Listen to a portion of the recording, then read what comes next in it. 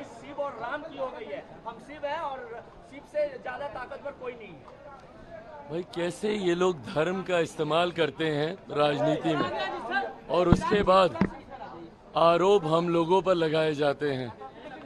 अगर ये लोग भगवानों में ही लड़ाई लगा रहे हैं तो सोचिए इंसानों को किस तरीके से ये लोग बांटने का काम करते हैं। हकीकत है विपक्ष के पास अब कोई मुद्दा नहीं बचा, इसीलिए ये लोग इस तरीके की भाषा का इस्तेमाल कर रहे हैं। हम लोग जब भगवान श्री राम की बात करते हैं, ये मैनिफेस्टो का हिस्सा भारतीय जनता पार्टी का रहा है, जिसको कभी कांग्रेस या इनके सहयोगियों ने पूरा नहीं होने दिया। 500 साल से ज़्यादा तक भगवान श्री राम रामलला उस टेंट के नीचे रहे, तब ना इनकी भावनाएं आहत हुई, ना इनकी संवेदना उस प्रति जागी।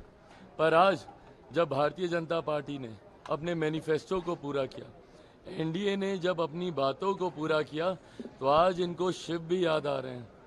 पर उस वक्त उनको शिव याद नहीं आते जब उनकी आधी अर्धांगिनी, जब शक्ति के बारे में, उनके विनाश की बात जब उन्हीं के पार्टी के बड़े नेता करते हैं।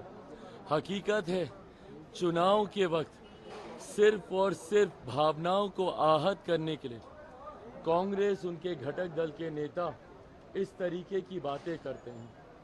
आज जब वो शिव को इतना याद कर रहे हैं तो उनको राहुल गांधी जी का वो बयान भी याद आना चाहिए, जहां पे वो शक्ति के विनाश की वो बात करते हैं। ऐसे में इन्हीं विरोधाभास में जो इंडिया अलायंस अटका हुआ है, यही कारण है कि 14 से कम समर्थन 19 में मिला और इस बार कांग्रेस ऐतिहासिक ऑल टाइम लो पर इस बार कांग्रेस का प्रदर्शन है।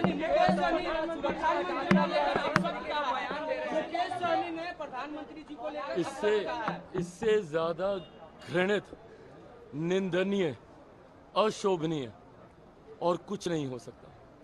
जिस तरीके से भाषा की सारी मर्यादा को तार तार कर दिया गया, और मैं बिहार की जनता से भी अपील करूंगा, और बल्कि मैं उन लोगों से भी अपील करूंगा जो संभवतः कम संख्या में ही सही पर आज की तारीख में जो इंडिया अलायंस का समर्थन कर रहे हैं, मैं पूछना चाहूंगा कि क्या ऐसी भाषा का आप लोग समर्थन कीजिएगा? मेरे प्रधानमंत्री से लाख बैर सही, पर क्या कोई भी सभ्य समाज में ऐसी भाषा का स्थान है? क्या आप एक राष्ट्रीय अध्यक्ष के लिए आप इस तरीके की भाषा का आप इस्तेमाल कर सकते हैं?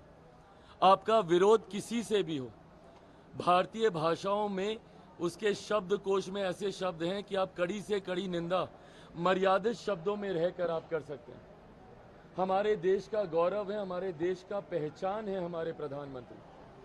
आपका उनसे मतभेद वैचारिक हो सकता है, पर इस तरीके से व्यक्तिगत टिप्पणी करना क्या आपको शोभा देता है?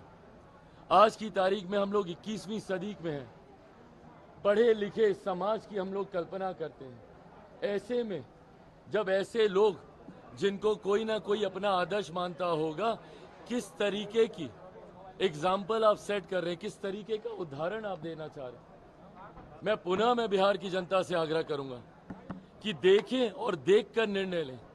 एक तरफ राजद है जो परिवार की मां बहनों को गाली देने का काम करते हैं, दूसरी तरफ उनके सहयोगी हैं जो प्रधानमंत्री जी के बारे में इस तरीके के शब्दों का इस्तेमाल करते हैं।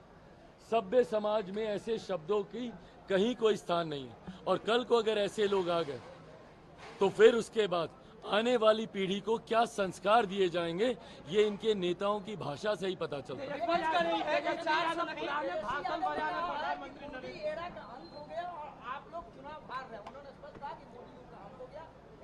सुनिए ना, 2014 का भी बाइट निकाल लीजिए, यही बोले थे।